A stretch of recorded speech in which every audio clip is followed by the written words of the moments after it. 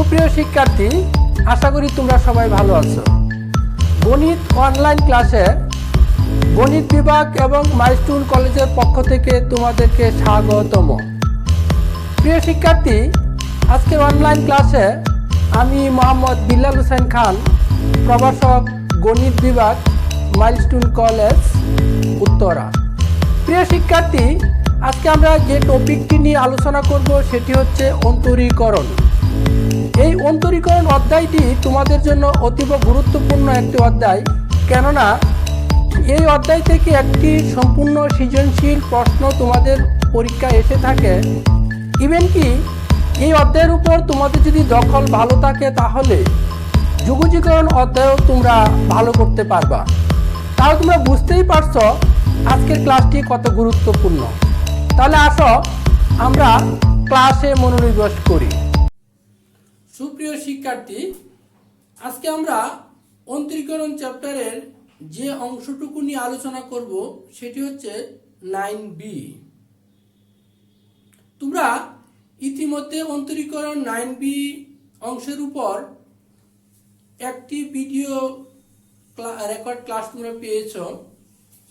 ওই ক্লাসে মূল নিয়মে অন্তরজ নির্ণয় এবং বেসিক সূত্রগুলো নিয়ে আলোচনা করা হয়েছে। আজকের ক্লাসে আমরা কিছু ম্যাথমেটিক্স সমাধান করব, কিছু ম্যাথ প্রবলেম সমাধান করব। দেখো, আমি কিছু সূত্রাবলী তোমাদেরকে লিখে দিয়েছি প্রিভিয়াস ক্লাসের পর, তারপর এগুলো একটু দেখে নিবা। আসো আমরা অঙ্কে চলে যাচ্ছি। x কে পরিবর্তনশীল ধরে অন্তরজ নির্ণয় করো 2x³ minus 4 into x to the power 5/2 plus 7/2 into x to the power minus 2/3 plus 7। তাহলে আমরা অন্তরীকরণের অপারেটর ddx লিখে এই রাশিটি আমি লিখতেছি। দেখো,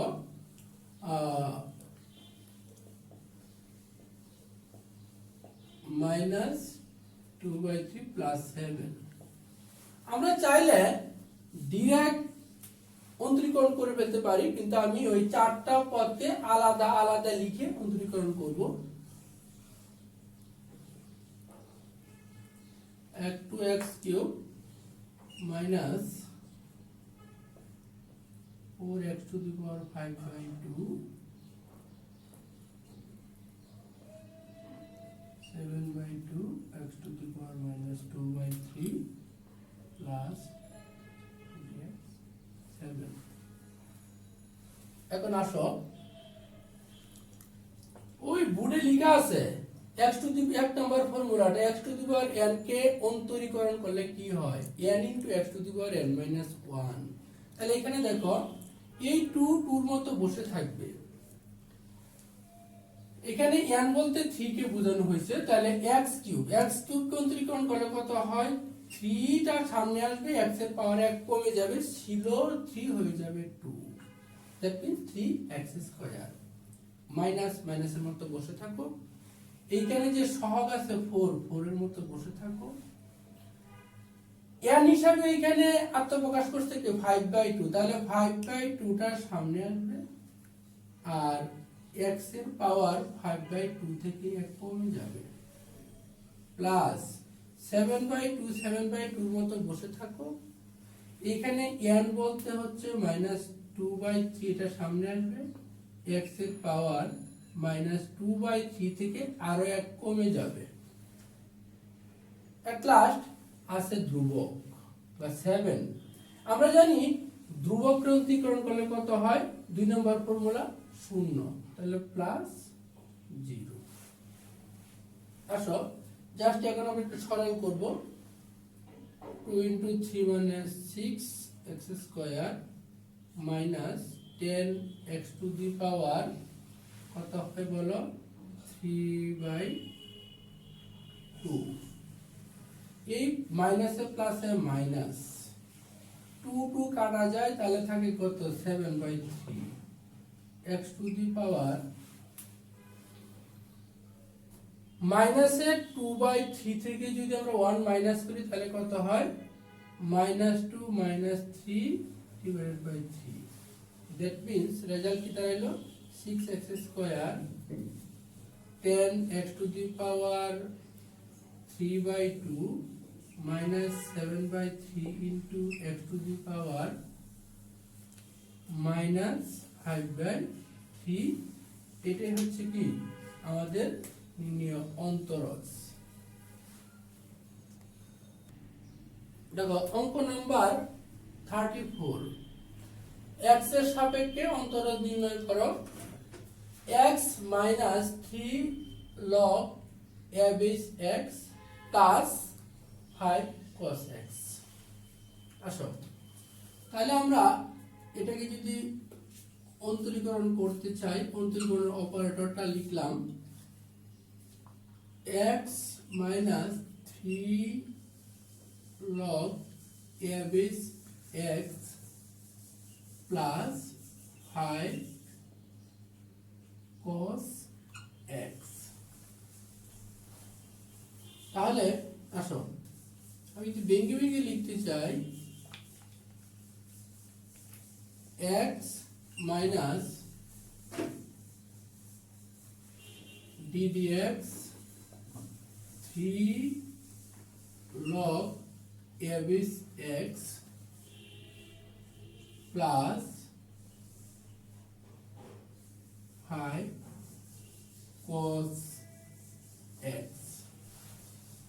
আসো আমরা জানি x কে অন্তরীকরণ করলে কত হয় 1 হয়। হ্যাঁ 13 নম্বর ফর্মুলা, x কে অন্তরীকরণ করলে কত হয় 1 হয়, লিখলাম 1 মাইনাস তিনটা এখানে সহগ সহগ সহগের মতো বসে থাকবো। আমরা অন্তরীকরণ করব কাকে log a base x কে।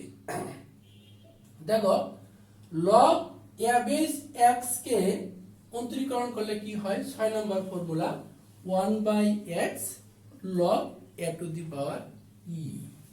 তাহলে লিখো 1/x log a base e, log কি লিখছি a base e প্লাস 5 এর মতো বসে থাকবে cos x কে অন্তরীকরণ করলে কি হয় মাইনাস sin x। তাহলে ফাইনালি আমরা কি পাচ্ছি 1 minus 3 into 1/x log a base e, এই প্লাসে মাইনাসে মাইনাস 5 sin x। এটা হচ্ছে আমাদের কি নির্ণয় অন্তরজ। দেখো অঙ্ক number 41,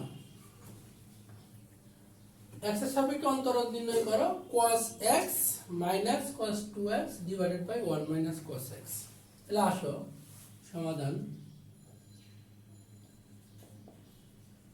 dx cos x minus cos 2x divided by 1 minus cos x। আমরা অন্তরীকরণ করার আগে একটু সরল করব, ত্রিকোণমিতির সূত্র ফেলে সহজতর পদ্ধতি হওয়ার পরে বা সহজ একটা ফিগার আসার পরে সেটাকে আমরা অন্তরীকরণ করব। আসো cos x মাইনাস কি বলো cos 2x। তাহলে cos 2x এর ত্রিকোণমিতির একটা ফর্মুলা আছে, সেটা কি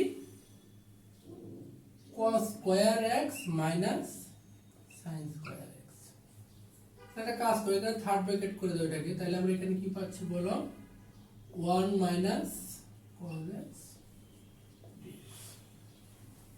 পরের লাইনে আসো থাকুক dx, তাহলে কি হচ্ছে বলো cos x minus cos square x, আর এই মাইনাস মাইনাসে কি হয়ে গেছে প্লাস sin স্কয়ার x, নিচে যা আছে তাই থাকুক। ওকে, এরপরে আসো ddx। আমরা চাইলে এই প্রথম দুইটা অংশ পার্ট থেকে cos x কমন নিতে পারি। যদি cos x কমন এই থাকে কি বলো 1 মাইনাস cos x, আর sin স্কয়ার x এর পরিবর্তে আমরা লিখতে পারি 1 মাইনাস cos স্কয়ার x। এটা কোথা থেকে আসছে? ক্লাস 9 এ আমরা পড়ছি sin square theta plus cos square theta equal to 1। তাহলে sin স্কয়ার সমান কত হয় বলো 1 minus cos square theta by x এখানে, আর নিচে আছে কি 1 মাইনাস cos x, যেভাবে আছে সেভাবে থাকে। নেক্সট লাইন দেখো ddx cos x into 1 minus cos x আছে। আর এইখানে কি হচ্ছে দেখো, আমরা যদি এই ওয়ানটার উপরে স্কয়ার বিবেচনা করি, করতে পারি না? অবশ্যই পারি। তাহলে a square minus b square এর ফর্মুলা আমরা ইউজ করতে পারি। a square minus b square formula কি? a plus b, a minus b, b বলতে এখানে কত cos x, আর নিচে কি আছে বলো 1 মাইনাস cos x। আমরা নেক্সট লাইনে যে চাইলে পরে দুই পার্ট থেকে কি 1 মাইনাস cos x এবং 1 মাইনাস cos x কমন নিতে পারবো। তাহলে আমরা যদি এইখানে এটা অন্তরীকরণ অপারেটর ঠিক থাকবে, কমন নিব কি বলো 1 minus cos x। 1 minus cos x common নিলে প্রথম পার্টে বা প্রথম অংশে থাকে শুধুমাত্র একটা cos x প্লাস এই 1 মাইনাস cos x কমন নিয়ে ফেলার পর এখানে থাকে কি 1 প্লাস cos x, আর নিচে কি আছে? নিচে আছে 1 মাইনাস cos x। তাহলে দেখো এখানে এই 1 মাইনাস cos x আর 1 মাইনাস cos x কি কাটা যাচ্ছে। তাহলে পরবর্তী লাইনে দেখো ddx এখানে 1 মাইনাস cos x কাটা যাওয়ার পরে ছিল কি আমাদের হাতে দুইটা cos x প্লাস 1। এখন আসো এই এখানে যদি আমি আলাদা করে লিখি তাহলে ddx 2 cos x plus ddx 1, বলো এই 2 মতো বসে থাকবে। cos x কে অন্তরীকরণ করলে কত হয় মাইনাস sin x, আর 1 মানে হচ্ছে ধ্রুবক, ধ্রুবক অন্তরীকরণ করলে কত হয় 0। ফাইনালি রেজাল্ট কি হলো মাইনাস, এই মাইনাসটা সামনে নিয়ে আসছি, plus minus minus sin x। এটা হচ্ছে আমাদের কি নির্ণয় অন্তরজ। সুপ্রিয় শিক্ষার্থী, আজকে আমি 3 ক্যাটাগরির বা 3 টাইপের 3টা ম্যাথ তোমাদেরকে দেখালাম। আগের ক্লাসে তোমরা বেশ কিছু ম্যাথ করছো। ইহাতে অন্য যে ম্যাথগুলো আছে সেগুলো খুব সুন্দর করে ফেলবা। সেক্ষেত্রে ওই যে আজকে যে ক্লাসটা উপস্থাপন করলাম সেই ক্লাসটা যদি মনোযোগ দিয়ে দেখো, সবচেয়ে বড় কথা হচ্ছে তোমার ফর্মুলাগুলোকে সুন্দরভাবে আত্মস্থ করতে হবে। আর ফর্মুলাগুলো আত্মস্থ করতে হলে যে কাজটা তোমাকে করতে হবে, যেরকম মুখস্থ করার লক্ষ্য উদ্দেশ্য নিয়ে পড়তে হবে, পাশাপাশি অঙ্ক প্র্যাকটিস করতে হবে, তাহলে তোমার মাথায় সেট আপ হবে।